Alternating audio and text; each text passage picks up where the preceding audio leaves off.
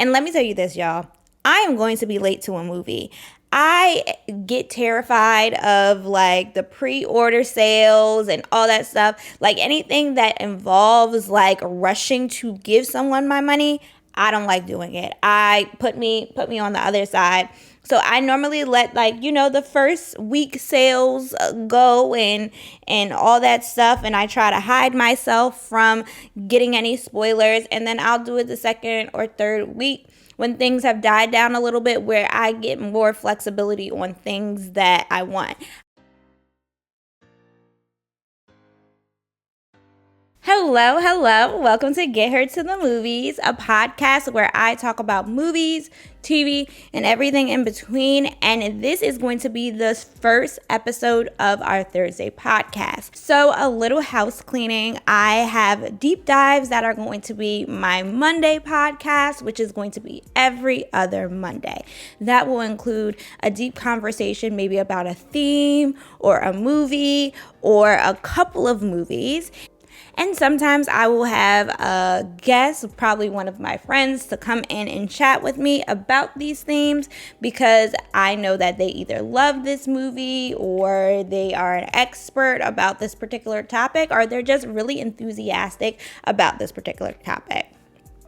On these podcasts, these Thursday podcasts are going to be the chillest of the chill. When I mean so chill, ideally, I only want to take at maximum 2 hours to edit these joints, okay? So I'm trying to give you more content, but these are going to be more of a chiller, more casual conversation. I want to pull you into my mindset. It's not going to be scripted, and I kind of look at it in that way. Like, one is going to be scripted, the deep dives, and these are not going to be scripted. I'm literally going to be chatting, talking about the themes, having different segments. And then the main segment is still going to be about a TV show or a movie or a theme, but it literally is whatever pops into my mind. So you're going to hear like me verbally processing some things in real time. So come along, come on this journey.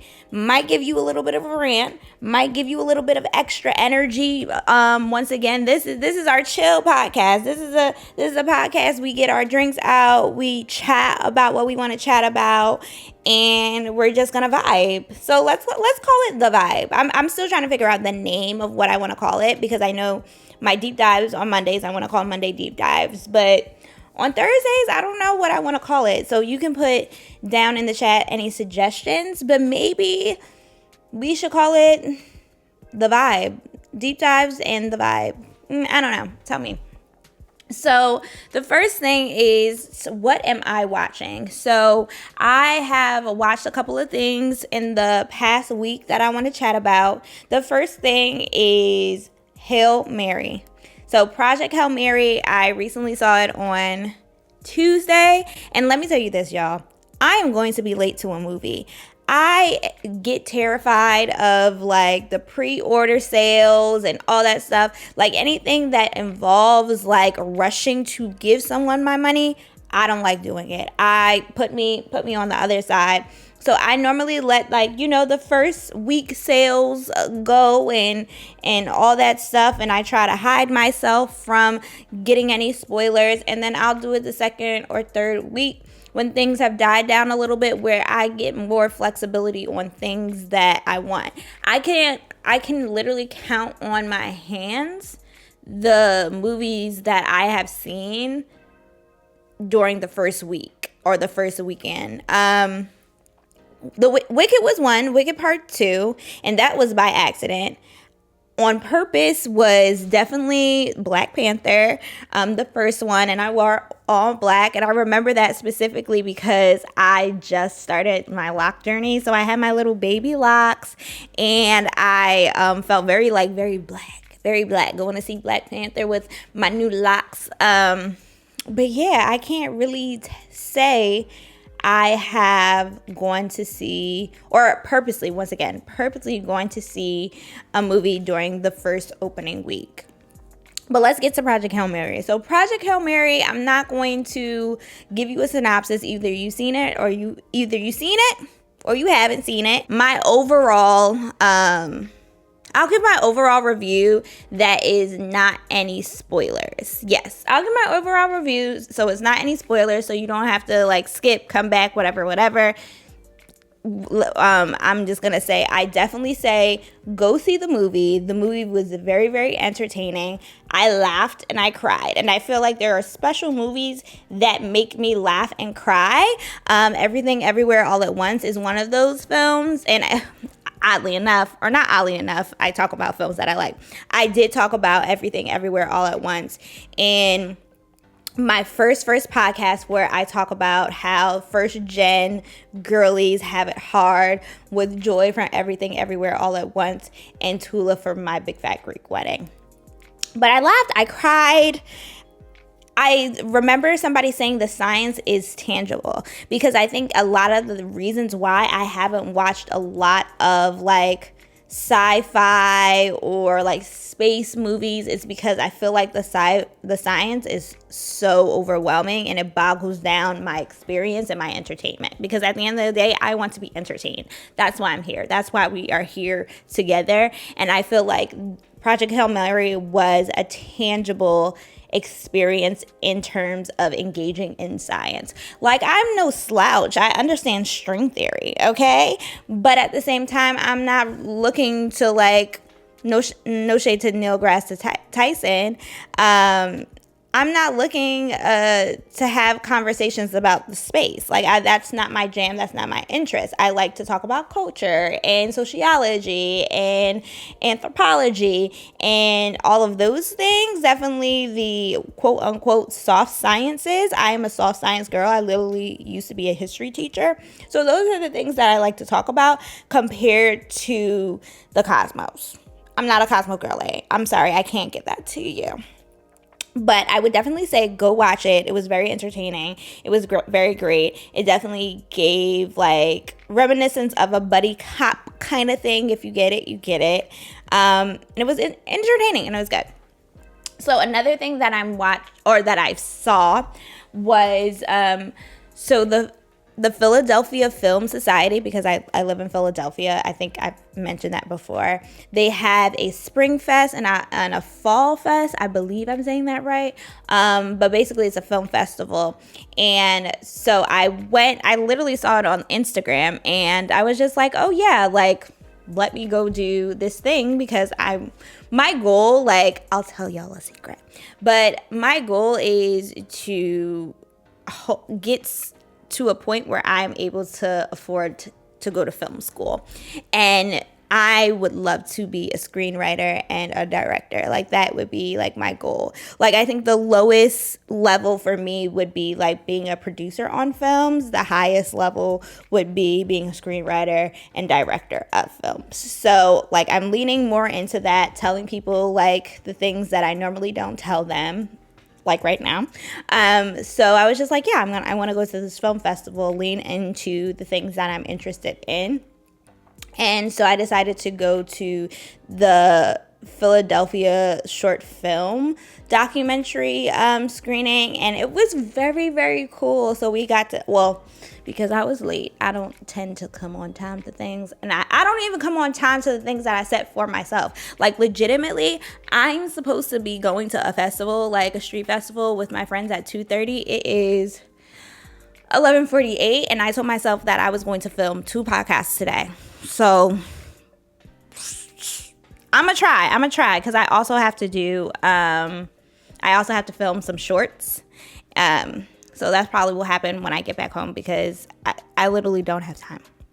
But anyway, and shorts, I mean like clips, like TikToks and stuff like that. That's what I have to film, not like short films. But back to the short films. The short films were so cool. Like, my 3 favorite was, one was called Big Bass, and it was about a young lady who was gay. She knew she was gay throughout her whole life, but she saw herself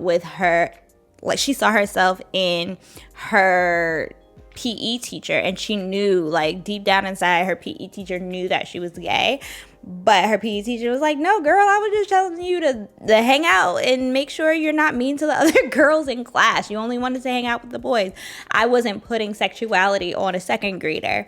So it, like, changes her perspective of, like, who she thought saw her, and it was really interesting, and it made me cry. It was just, like, made me very emotional, because I'll like, there's two things I always talk about: me being Jamaican and me being an educator. Like, those are my personalities. Like, so it's just like seeing, like, that educator, like, be a mirror to her, even though that educator was just doing her job, just made me very emotional. But it's also because I have had teachers in my life that have affected me so deeply and led me on what I believe is a positive path. But they were just like, girl, I was just doing my job. Like, I literally have the words of, I think he was, like, maybe my 6th grade math teacher. His name is Arthur James, and he was also a track coach, and he was, like, one of my favorite people.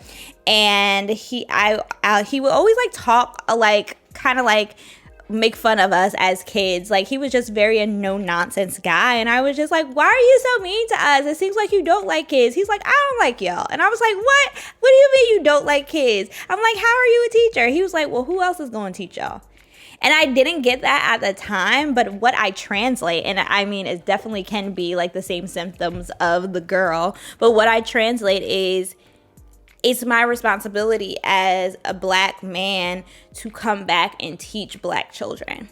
That's how I interpreted it. And, like, just knowing him, because we've had correspondence, like, when I was younger, like, in my early 20s when I first started teaching, and having that understanding of who he is, I think that was that. It was just like, we need to teach each other in our community, and I definitely keep that energy. It's just like, I constantly want to build community and be a part of community and be a part of progress, because if not us helping ourselves, who else?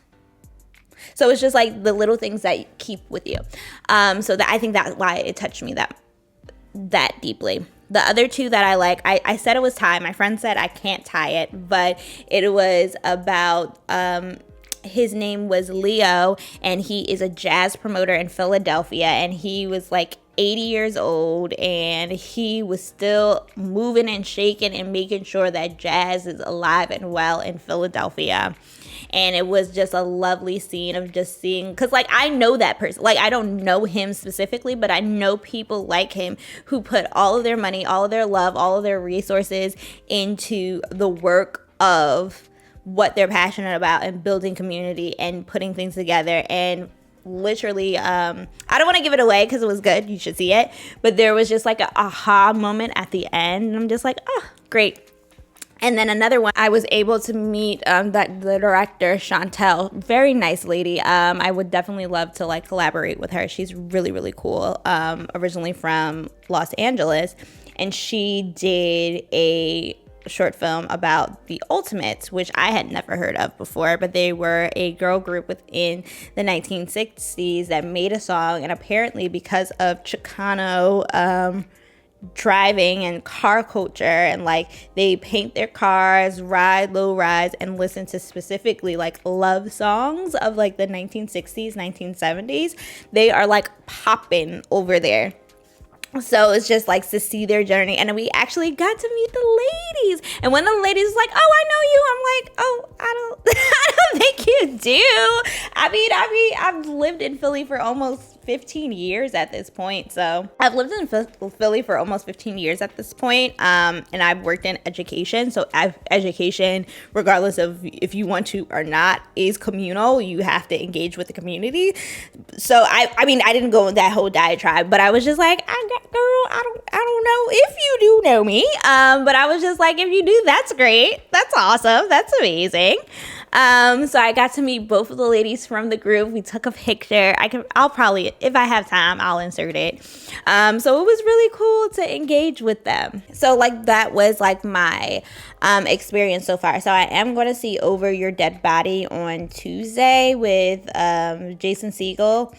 and Samara Weaver. So that should be fun. I heard that's really good too. And then there's a Q&A after that. So there was a Q&A after the short films as well. But and we watched the films, and then we had the Q&A. And I asked a little question because I can't help it. I be asking questions. But the question that I asked was essentially like, what is this journey? We talked about like the spark of the idea, and now you're here at film festivals, like touring your film around. But like, how did we get to this point? Because I think that is like my curiosity of somebody who wants to make films. I got ideas for days. I literally was like having a conversation with my aunt, and she was like, the hardest thing is content. Like, no, girl, like I could look at a plant and be like, I have this idea. Because I have not seen all the films in all the world, and I think my specialty would definitely be American films.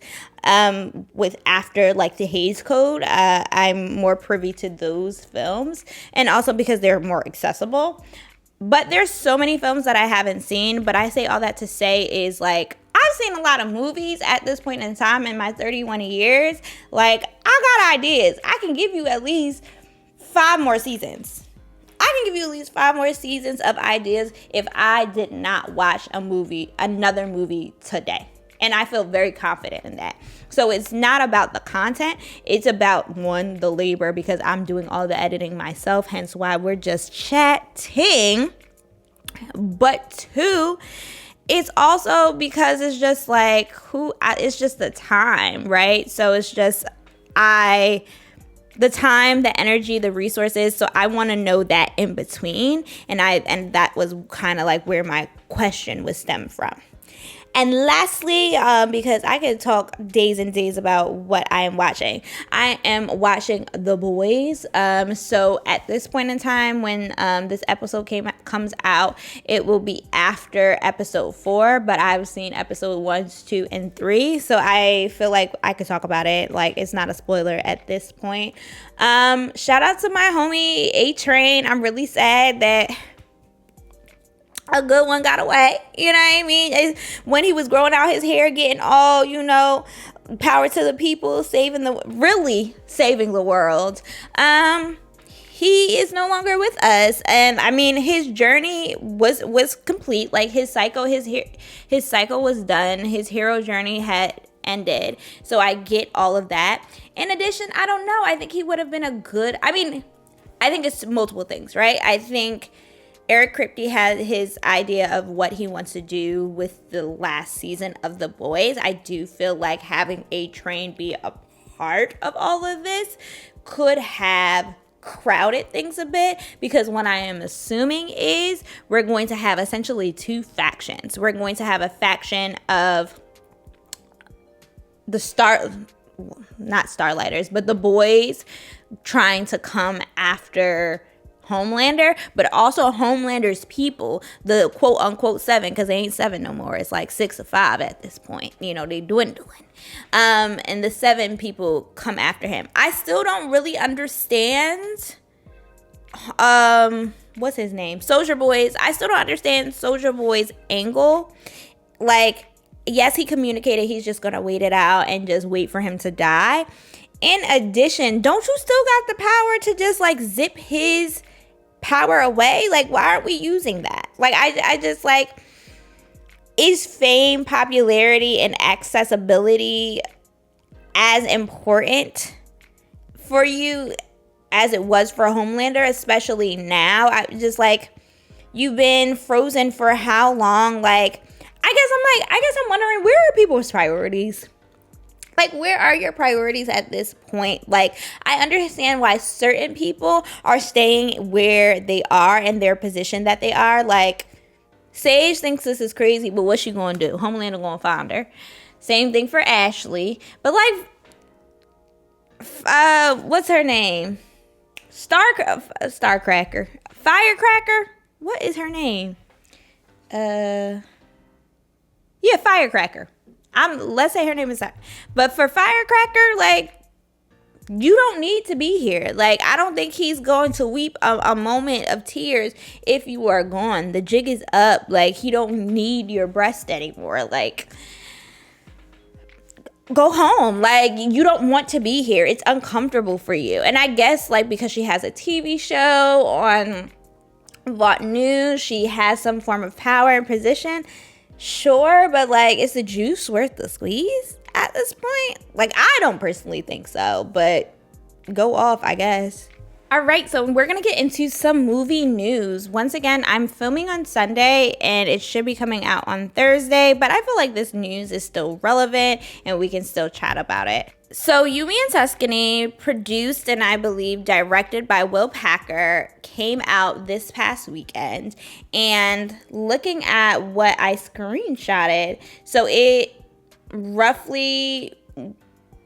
roughly the budget was around 18 million, and during its first opening week domestically, it made 10.57 through 14 million. So it's almost there in terms of getting its budget back. So I'm happy to see that. Like I said again, I don't quite see things on the opening weekend. Sorry, you're still gonna get my money. And this is just a metric to show how interested people are.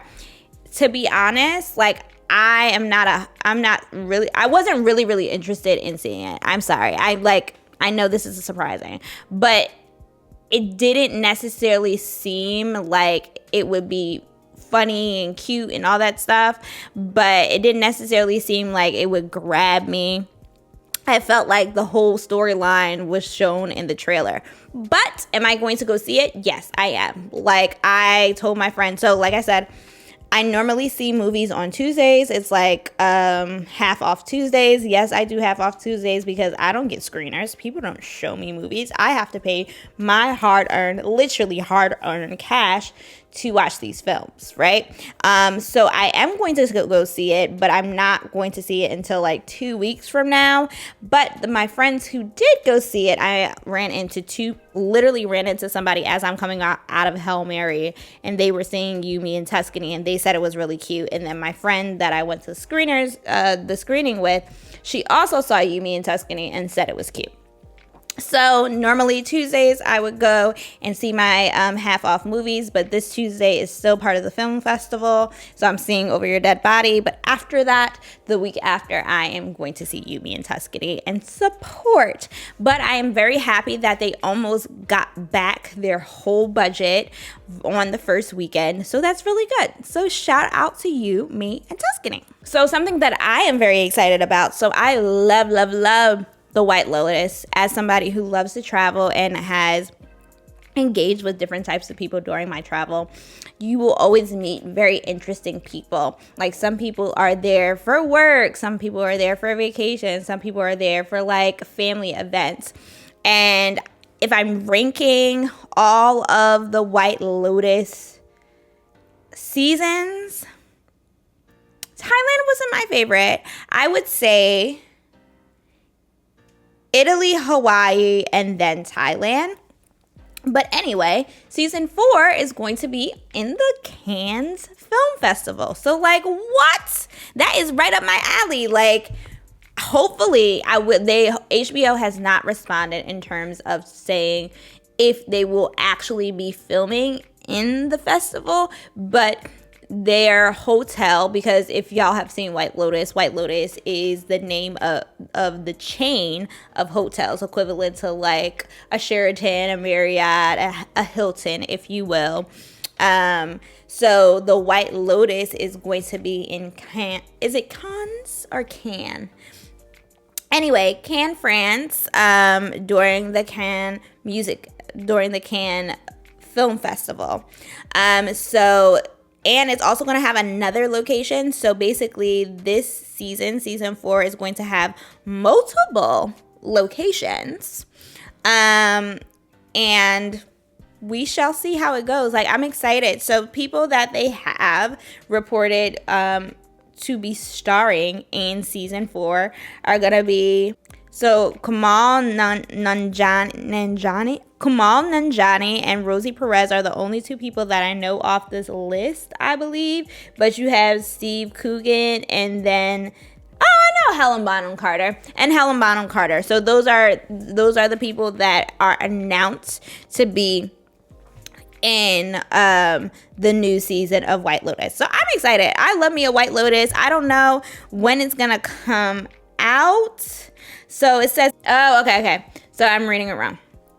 So locations are supposed to be France and then Saint-Tropez. So they're gonna start filming in October 26th, and then we're probably gonna get it in 2027. When in 2027, I don't know, but that is the vibes. That is what we're gonna get. So I'm excited. I love White Lotus, and it's just like, it's so funny. The TV shows that I really, really love are drama, but it takes so long, especially if it's like an HBO show. It takes so long for them to like produce it, make it, get all the people together, which I respect, but it's just like, waiting. So the last thing that I want to talk about, and I think the information is still developing, and they just dropped it in CinemaCon in the last couple of days, called Infinity Vision. And I'm just going to read a little bit from Forbes.com to give you a sense of what we're talking about in terms of this new cinematic experience. But it says, Disney Studios has announced Infinity Vision, which is described as a new certification for premium large format PLF theaters. The company said that the certification will indicate to customers which auditoriums offer the biggest, brightest, and most immersive cinematic experiences. While details are light in the announcement, it says the program would apply to auditoriums that meet rigorous technology standards by offering the largest screen for maximum scale, laser projection for superior brightness and clarity, premium audio format for fully immersive sound. While the company has said that the certification program has been done in collaboration with the global theater exhibition partners, as of writing, no cinema chain has yet announced any information about how this would apply or be implemented. This description also makes no mention of the requirements for 4K projections and does not make clear what defines a premium audio format.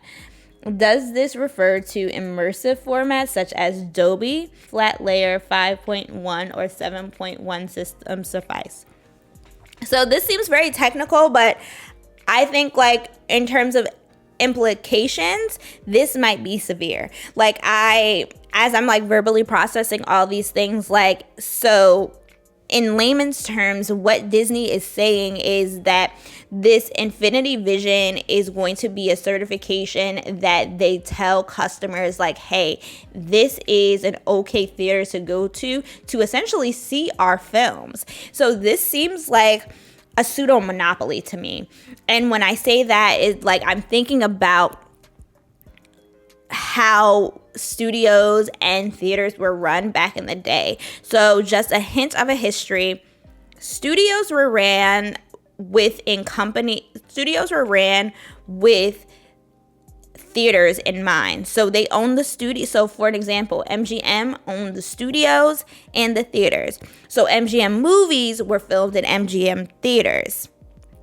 And that was the connection until there was a breaking up of monopoly, and it was a rise of independent theaters where you did not have to have a connection with the studio. Think about equivalent to like grow houses and dispensaries, if anybody's aware of like the weed economy. So a dispensary has to be connected to a grow house. You can't have and that's specifically a law within Colorado. I don't know if that's changed recently, but when the inception of that law of legalization happened, the law was for Colorado, I can speak specifically to that, was that for each dispensary, you have to be connected to a grow house.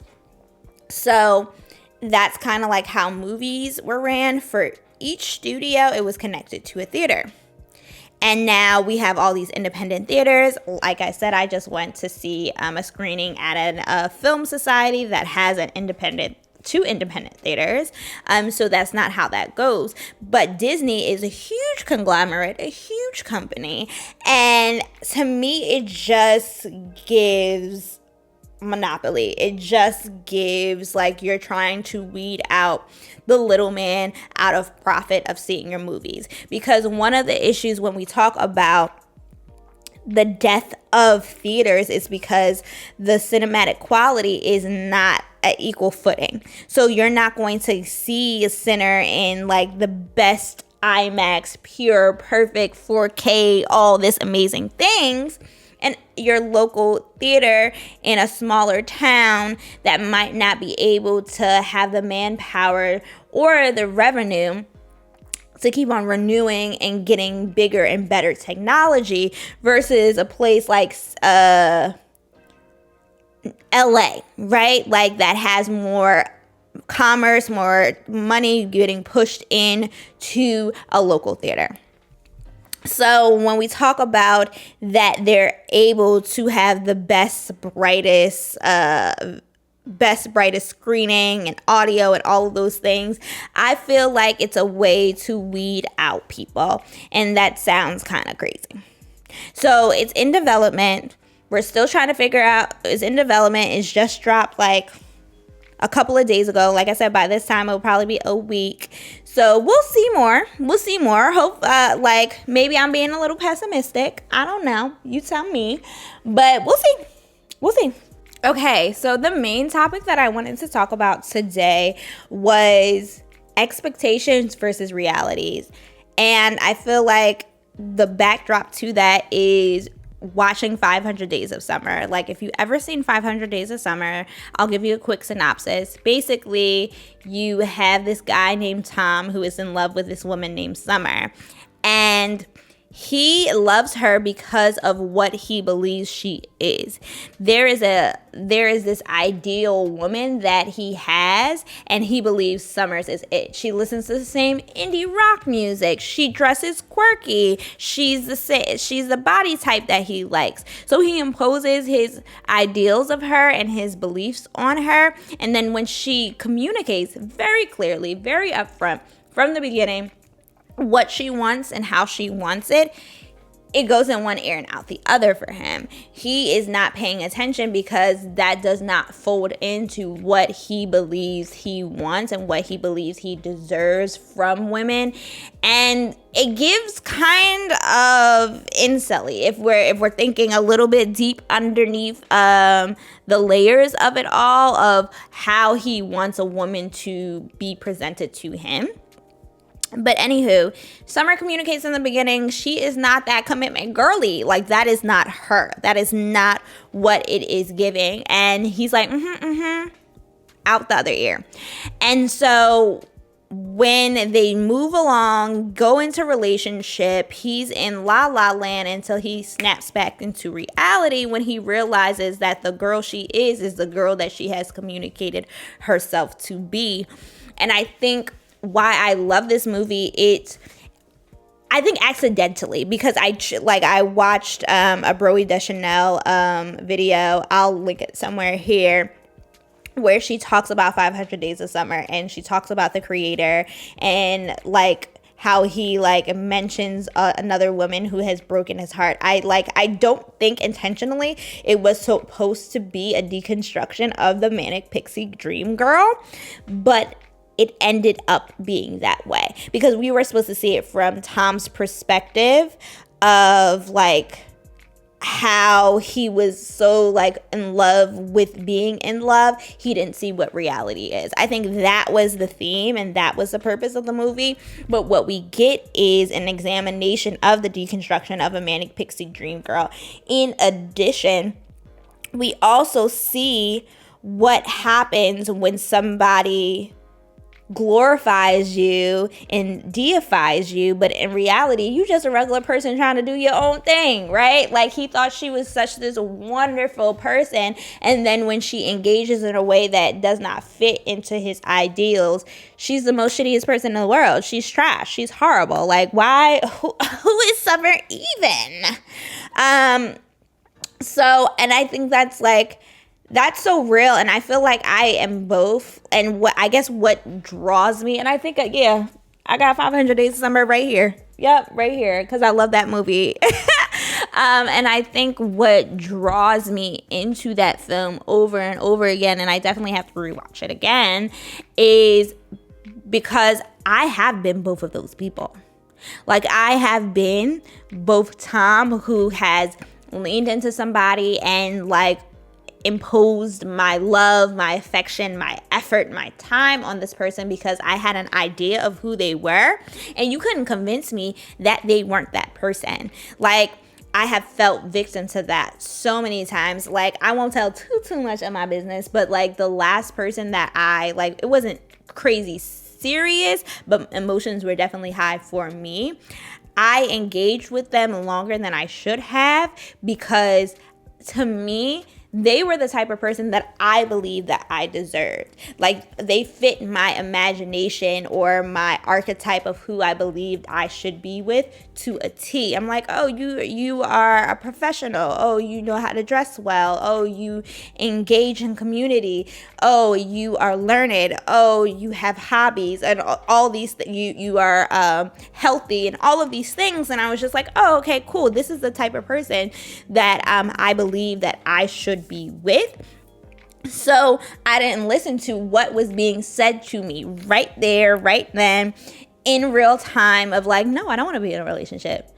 I'm just looking for a friend. Like, I was ignoring all of that because it's just like, oh no, you're what I want and you are what I believe that I deserve. But I was just leaning into the idea of him and the archetype of him. In reality, he was shitty. Like, in reality, he played in my face. In reality, he was lying. Like, that was the thing. So it's just like, no, like, we sometimes forget to listen instead of imposing ideals on people.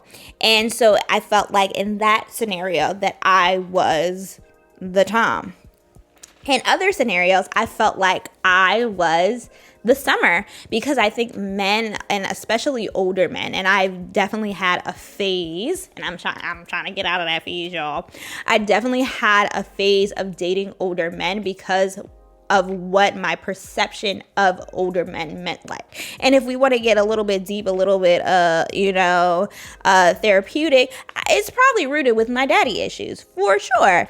But like, I was very much attracted to older men, and because of my attraction to older men, and older men always gonna be attracted to somebody younger, child. And it don't help that I look like I'm 5 years old, even though I'm a full adult. So ill. But because of that, I think the men that I engaged with within my early 20s and later had an idea of who I was, believed that I was just this like whimsical, like earthy fairy girl who has no care in the world. I'm like, no, I have neuroses just like everybody else. No, I have depression. Actually, I've experienced clinical depression multiple times in my life. There's this knack that I have to look at the light of things and be like a Pollyanna and look at a glass half full, but that's my resilience. That's something that I choose to do and choose to be, but it's also something that is a constant work in progress. And I think people like that I dated never looked at me as a full human being. They only looked at me as how I could serve them and how I could bring light and joy into their lives. And it's just like, well, what are you bringing into me? And I think there was this expectation versus reality. So when they realized, oh, Shorty is sad sometimes, she messy, she don't wash the dishes. Like, oh no, I can't do that. She doesn't fit in my perfect idea of who she is. And I feel like, ironically enough, a lot of men envision me as being this manic pixie dream girl. And it's just like, and I can't help that I be bubbly. Like, that is just my personality. That is. But like I said, like, I am a human being. I go through very high stressful moments in my time and in my life. And I think that the men that I have chosen in the past struggle to be supportive for me because I also am very hyper independent. So I have picked up all my bags and picked up all my struggles and have independently done these things for myself, in addition to being a bright spot in your life. So it's just like, in real time, they have to come to the conclusion or come to the realization like, oh, she's not always happy. Oh, she's not always on point. Like the mask, like my mask comes off and I'm perfectly fine putting my mask off with my significant other, right? Like I'm not here to be performative, but I think individuals that I have engaged with or dealt with had an issue with that. So I think 500 Days of Summer was like very pivotal for me as a film because I have been on both sides of that coin. So I'm curious to see your thoughts on the matter. Like, are you a type of person who is the Tom, or are you the type of person who is the Summer? Has reality hit you and hit you very hard? So these are my thoughts for this podcast. Hopefully you enjoyed it. Hopefully it was enjoyable for you. This was a very, very new thing that I'm doing. Like I said, this is going to be more of a vibe. We're just vibing out and we're just chatting, and yeah. So what is coming up? So what's coming up is going to be next week, Monday. So in a couple of days is going to be a podcast about the sitcoms, the modern sitcoms that I love, and some classic sitcoms that I love as well. So I'm going to be talking about like sitcom structure and how that's important. It's a short one, but it's very impactful, very cute, very good. Please make sure you watch that. Please make sure you hype this video up, and please comment down below. I want to know your perspective on all the things that we were chatting about. Yeah.